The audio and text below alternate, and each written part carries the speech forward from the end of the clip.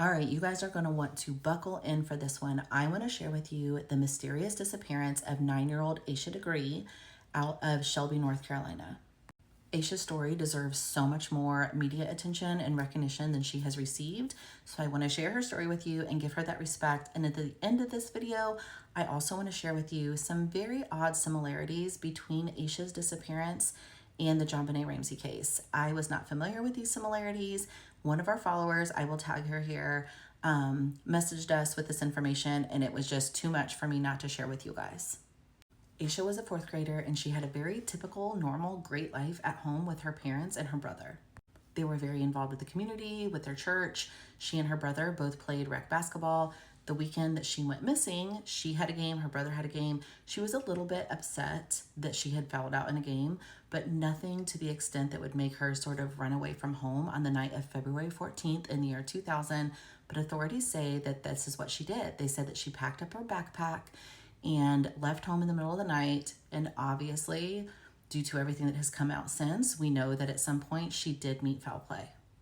On the morning of February 14th, her parents woke up and realized that she was not in bed, and they instantly filed a missing persons report.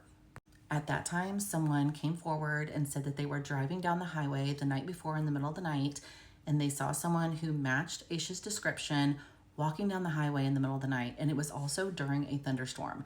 They got concerned and they went to go turn around, and they actually circled 3 times, and they didn't see Asha on the highway anymore, but they saw her running into the woods. During the search on the following day, police did search a shed that was in the very woods that the passerby saw Asha run into, and in this shed they found some of her belongings.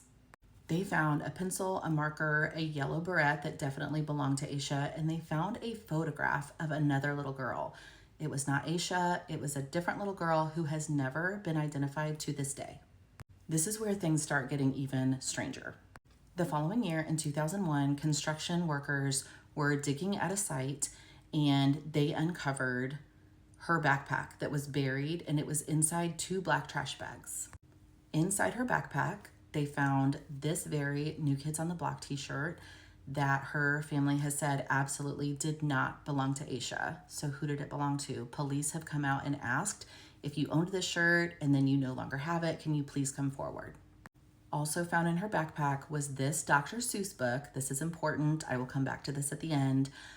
This Dr. Seuss book, her family did not recognize either. They said that they did not believe that this was Asha's book. They did find that the book seemed to have been checked out of her school library, but they couldn't go back and see who checked it out, and they couldn't confirm that it was Asha that checked it out. The construction worker who found her backpack said that there were other items in there that were extremely disturbing to him, but he could not share what they were, and he was sworn to secrecy from police that he would not share it, and he has not. So let's get to these similarities between Asha's case and JonBenet's case. They're very specific. So the very first one that jumps out is the Dr. Seuss book.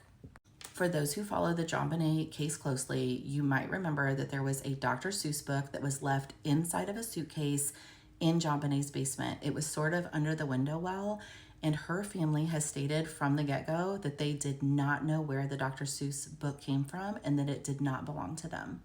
Another similarity, they were both taken on holidays. So JonBenet was obviously taken at Christmas, and Asha was taken on Valentine's Day. Asha and JonBenet were also born only 1 day apart. JonBenet was born on August 6th, 1990, and Asha was born on August 5th, 1990. So, do I believe that these 2 cases are related and that possibly the same suspect should be looked at in both cases? I honestly have no idea, but I feel like I would be remiss if I didn't share this information with you because, like I said, it's just very specific and very odd. I also want to reiterate that Asha's story deserves all of the media attention and more. If you have any information about Asha Degree's disappearance, please reach out to the Cleveland County Sheriff's Department in North Carolina.